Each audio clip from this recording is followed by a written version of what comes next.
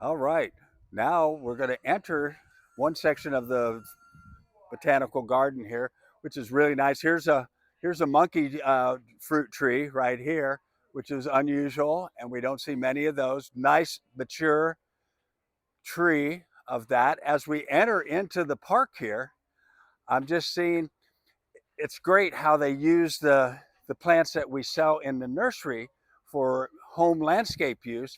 Now we're going to see it how it is in a botanical garden use, where they try to give us what it looks like in a natural setting. So we start walking in here and all of a sudden we see bromeliads that are here. Come on through, folks. Did you have a good trip? All right, thank you. Yeah, so we have bromeliads, many different varieties, okay, that are here, you know, and here's a pink ginger that's thrown in there, just beautiful, nice and mature with some bromeliads below it. So, and then, we have some, like we could have landscaping rocks. We have some wild coffee.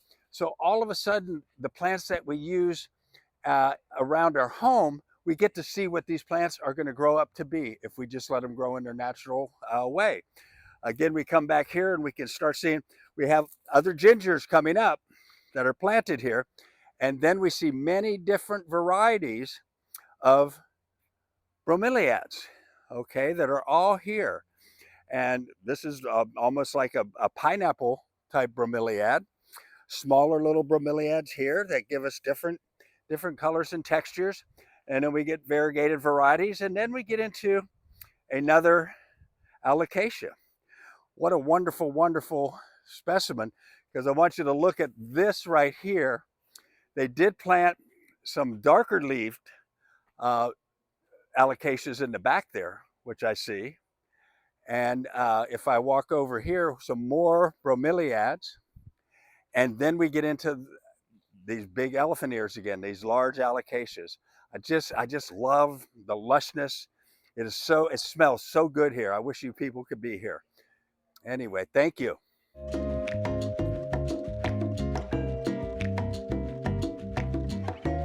This is a great opportunity to stop and talk to you all about. I sell plants in the nursery. They might be 1 foot, 18 inches, 2 feet, maybe 3 feet tall. But when we take those and put those in our home setting, here's a good example. Pink ginger. When we sell these, they're going to be maybe this tall. They could be planted 3 feet, but this is I'm 6 feet 4, so there's a 7 foot ginger right here. Nice, beautiful flower. The pink flower here, it is just absolutely just as lovely as could be. And so this is a great opportunity for us to see plants on what they're really going to be. Earlier today, I showed you the screw pine, and I will somehow get to you what screw pines look like in the container at a nursery. And so you can see what they went through here when they planted those. They said, well, this is going to grow up to be this big, and then it's just spectacular. So a lot of these are just spectacular, if you will. This is a perfect example here of when we go to a nursery, we look at plants, we usually look at pictures and we say, oh, this is what I want. This is what I want. Well, the nursery plant might be 2 to 3 feet tall. Is that really maybe that is what our vision is of that. But then all of a sudden, in time, it grows like this. And we go, that's not what I'm looking for. So that's what I try to hope to give you is an idea of what the heck these plants are going to do when they're planted in your garden. They might look like this, but the vision has to be, will it fill that space up and do what we're looking to do in our garden? It's very, very important to always think about what the plant is down the road. What is its mature height? What's it really going to do for me in my garden? People always ask me, say, I want maintenance free. I want no maintenance. Well, maintenance free to me means I need to put a plant in a location that when it grows mature, we don't have to do anything with. That for me is a low maintenance plant. If I give you this plant with the expectation that we can keep it at 3 feet, we're going to have a lot of maintenance because we have to remove these and let the smaller growth be and show. But what we end up doing is we always will cut off the buds for these beautiful, beautiful flowers. So make sure that we know and have an idea of what it's going to do for us at the home. Thank you.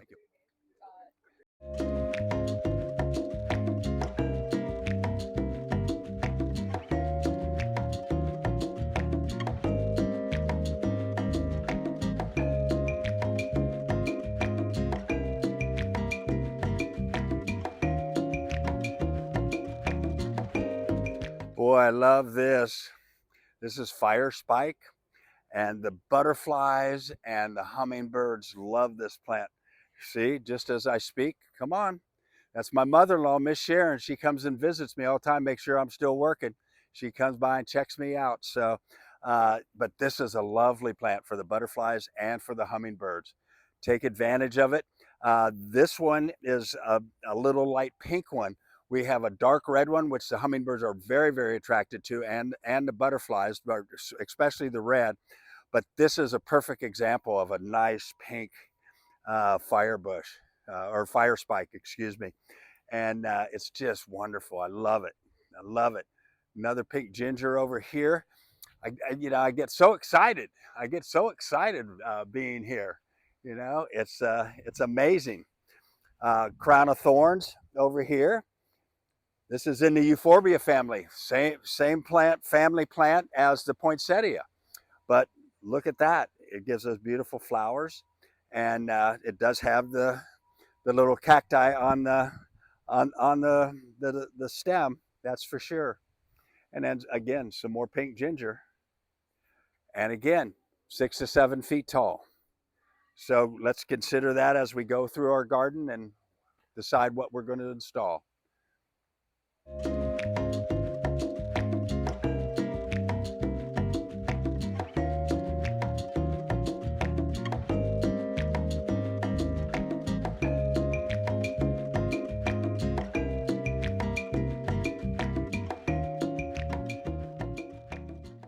Oh, this is a beautiful.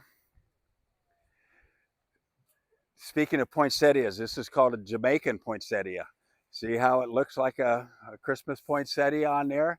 A real nice specimen. When we get these in the nursery, they're usually 2 to 3 feet tall only because they're slower growing and they, as you can see, get quite large.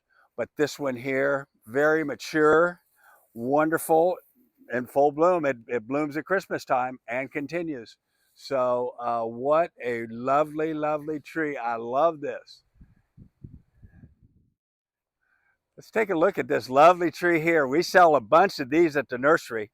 We always get people coming in and they go, can I get a eucalyptus tree? I want a eucalyptus tree. Well, where I'm from in California, eucalyptus trees grow 180 feet tall. Wait, oh, yeah, kind of like this one. But this is not the one that smells like the eucalyptus that we want. That's more of a silver dollar one that has that real thick oil eucalyptus smell. This one here, though, if we were to look very close here, you will see that it has light green, bluish green, pinks, reds. As we get up to the newer growth, look here on the trunks of the trees coming down, the buttress roots, they display all the colors. On this side over here, this must be the south side because on the north side of it, it displays a little bit more color for us. So take a look at that color. Just spectacular. Fast growing, fast growing. So be careful where we plant this for what you want. Remember, they look so cute when they're 3 feet, 4 feet, 5 feet tall. But this is what it's going to turn into. This is not one that you want to plant next to your home. I wouldn't even plant it in the front yard. I would want to have quite a bit of land behind me or beside me or a vacant lot to put this beautiful specimen of a tree. They're great. They're lovely. I love it. But pick your spot accordingly.